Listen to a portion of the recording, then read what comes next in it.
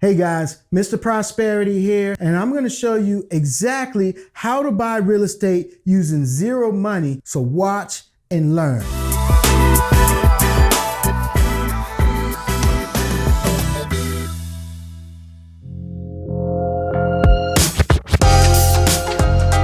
I want you guys to get it out of your head that it takes money to make money. Yes, money needs to trade hands. You know, money has to come from one person to another to close on that real estate transaction. However, it does not have to be your money. And I'm gonna show you an example of a property that I'm purchasing. It's 3 units. The purchase price, so PP is for purchase price, is $80,000. Now, it's one lot, so I'll draw out the lot. It has a duplex in the front and it has a single family in the back here. It has an extra lot next door here, and all of that's included for the purchase price of $80,000. Now here's the catch, right? The front house is bringing in $800 each side. So they're each 2-bedroom, 1-bath units. So they're 2 ones, and they're each bringing in $800 a month. We'll put 800 twice. In total, it's bringing me in gross $1,600 a month. The back unit is a 4-bedroom, 3-bath. It needs some work done to it. And it's gonna need about $40,000 in repairs. So repairs here is $40K. So we're looking at approximately, I'm gonna be all into this property, about $120K, excluding closing costs. Here's the catch. When you're trying to buy real estate without using any of your own money, what you need to do is you need to be able to buy value add type property. So in this example, this is rental property that I'm gonna hold long term, and I'm gonna show you how I'm gonna utilize credit cards to buy this property, because this is exactly what I'm gonna do, and then how I'm gonna go ahead and pay those cards back and get out of the deal and things like that. But here with this value add, or a lot of people call it BRRRR, which is BRRR, which is buy, renovate, rent, refinance, repeat. This was a term that I'm not sure who exact was the first person to utilize it. The first person I heard was a person who wrote the book BRRRR, David Green from Bigger Pockets. However, prior to that, people were calling this value add. Basically, the strategy is you wanna put tenants in it, you wanna improve the asset, and then you wanna refinance to pull all your money out, put long-term stabilized debt onto that property, so now you're cash flowing, bringing in income as you build the equity over the years. And so remember, cash flow is what you wanna be investing for. You want those monthly checks coming in every single month. However, what a lot of people don't realize is that equity as well is king. And here's why. Equity is how you truly become wealthy. Now, you don't wanna buy a property where you're only buying strictly on equity. By the way, this is outside the state of California. I invest all over the United States. Where I live here in California, a problem that a lot of investors try to do here is they buy here based on equity. Because for example, they'll rent a house that's say, close to $1 million, $900 million. What's your mortgage payment gonna be? You look at $7,000, $8,000 a month in mortgage payment, right? Here's the thing, is that what that property is gonna be able to rent for is about $4,000 or $5,000. So now every single month they gotta come out of pocket and pay towards that debt to pay down the mortgage on that debt while they hold it, speculating, hoping that the value is gonna go up in the future. It's gambling. All they're doing is rolling the dice, man. Oh, hell no. If I was them, I'd take my money, go to Vegas, roll the freaking dice. You know what I mean? Get some money at the craps table. But no, they want to sit out here in California and try to bank off that equity, which is cool, except for one thing. When the market shifts, as what we're going through right now, and it slows up, now you're gonna lose that equity, or the equity's not gonna go as fast, and you're still gonna have to come out of pocket for that. So you wanna make sure that your property is cash flowing at all times. Any rental property that I own, that I'm buying and holding long term, I'm not coming out of pocket for that.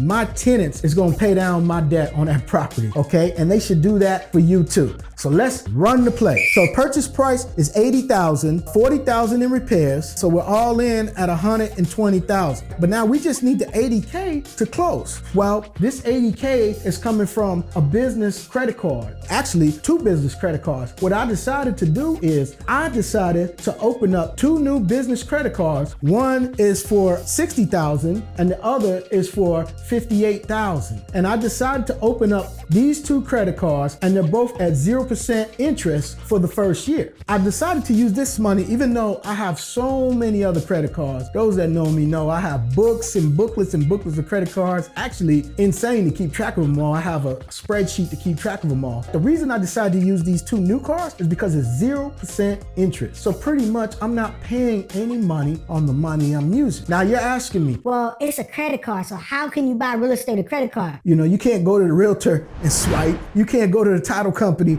and swipe, right? Well, there's a secret to that, and that's the secret sauce. There's many different ways you could convert that to cash. One way is there's a company called Plastic. Clearinghouse companies like that, where you could go ahead, they charge you an invoice, you could swipe your card through them, they charge you a fee. Now, the way I look at that fee is points on a loan. If I was to use hard money to purchase this property, that hard money is actually gonna charge me points on a loan. If I use the mortgage broker, they're gonna charge me points on a loan. For those that don't know, a point is 1% of the loan. So if they loan you 100,000, then 1 point is $1,000, and it goes up from there depending on how many points. So typically, when you're converting your credit cards to cash the way I do them, you're typically gonna lose 3 points or 3% on the money that's swiped. So I factor that into the deal, and I'm okay with that. Now, here's the other thing about using money for your deals. I wanna tell you guys about hard money. Now, a lot of people don't know what hard money is. Hard money is actually basically like a private loan or a private lender. So a private lender would be somebody like me who has a large amount of money in the bank, is sitting in the bank not earning anything, or I got some money in my 401k earning anything, and what you come to me and say, hey Dave, you know, I want to utilize your money to go invest in this deal. So I'm like, sure, how much you gonna pay me? I'm like, you know what, I'll give you back, 15% interest rate. I'm like, cool, let's do it, because I'm making 15% on that money versus that money sitting in my savings account and not even earning 1%.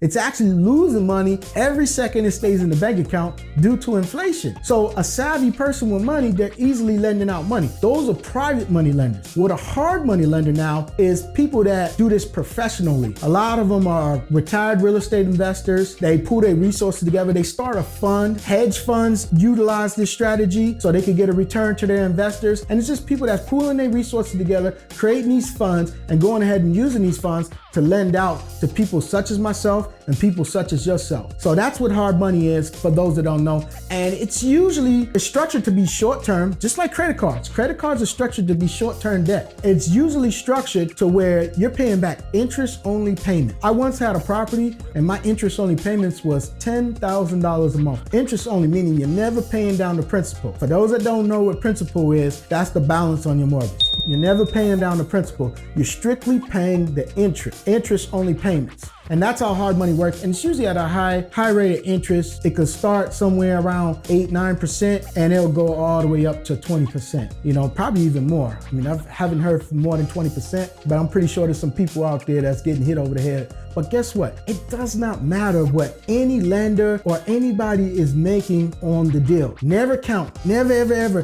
count anybody else's freaking pocket. You know why? You're making what you want to make. So who cares what anybody else makes? And that's most important, and that's what you got to remember, okay? So back to the deal. Now, remember I told you, this unit is already bringing in $1,600 a month. The tenants pay all utilities. My management fee is going to charge me 10%, so that's $160. Now, you want to factor in repairs and maintenance. Even though we're going to be renovating this back house, you want to factor in some money for repairs and maintenance and some just in case money and things like that. But because this is short term, we're not going to get into that. I'm going to do another video on exactly how I run the numbers on my rental properties. I'm just showing you how you could purchase a property for zero money. So what I do is I convert those credit cards to cash. Cash goes straight to escrow. I go to escrow. I close on that deal. We start on our renovations. I use the credit cards for the renovations, get the renovations done, and in 6 months, first of all, we'll be done in roughly about 2 months on this property. However, in 6 months, I will refinance and pull all that money out. Here's the thing, once it's done, the after repair value, what it appraised for, is about $280,000. So hopefully if it appraised at $280,000, I'm gonna be able to refinance at 70%. 280,000 times 0.7 is 196,000. So they'll give me 196K minus my renovation cost of $40,000, minus my $80,000 purchase price, $76,000. Now I have $76,000 left over that I could go ahead and put into another deal. So not only did I buy this property with zero of my own money, I'm also being able to pull $76,000 out and put it to another deal. Now keep in mind, because you're gonna have some haters watching this. Well, yeah, he didn't talk about his closing costs and, you know, his holding costs and all of that. Bro, I think $76,000 will cover all of that. Dip. So check it out, $76,000, we'll probably lose like on closing costs, holding costs, things like that, you might lose another $6K. So now you got $70K to go ahead and put into another deal. Now that's what you call, you know, making your money work for you, baby. And that's what it's about. And that's what I want you guys to understand. Stop getting caught up on, you know, the cost of money and things like that. Because the first thing when I tell people about using credit cards, you know, to purchase real estate, the first thing people tell me is, oh, well, you know, the interest rate is 22% and things like that. It's business funding, right? What I'm talking about, I'm not talking about using your personal, although you can use your personal, but just keep in mind, anytime you swipe up a high balance on your personal, your score is gonna just go into the dumps. So just know when you're utilizing your personal, never, ever, ever, ever go apply for more credit while you have those high balances on your credit cards. Another thing to remember is that if you keep those high balances on your personal credit cards for so long, eventually the credit card companies will start feeling that you're a risk and they will lower those balances down. So for example, you might have a $10,000 card and then you might swipe up $9,000 onto that card. Then now what they're gonna do is you're gonna pay the card down. Say you'd be like, all right, you just got paid, now you wanna pay the card down, and you'll pay it down to say like $1,000 to have it at 10%, right? And now you have $1,000 balance. What they'll do is they'll drop your freaking credit limit down to $1,000. So now you're stuck. So this is why I don't like using my personal credit. So you gotta establish business funding. Reach out to my team, reach out to us. We help you get that. We help you get up to $250,000 in business funding to do exactly this, to purchase real estate and things like that. And another thing to remember, when you're swiping business cards, it don't matter. They know that businesses use a lot of debt for their businesses. So because they know that, they're okay with you carrying a higher balance for a longer period of time. So when I go to refinance, when they pull my personal credit, none of it's reporting on my personal credit. Say if I did $80,000 at 20%, do you know what my payment would be? At maximum, right? Because you're paying the minimum payment due and the way credit cards work, at maximum, my payment's $1,600 a month. Well, those first 2 units were bringing in $1,600 a month. And then when you're utilizing that, you always pull a little more to carry the holding cost, the carrying. Reach out to me for more tips, tricks, and hacks, baby. I love you guys. You was born to win. Make sure you like, follow, subscribe, all that stuff, man. Let's go. Let's get it, baby.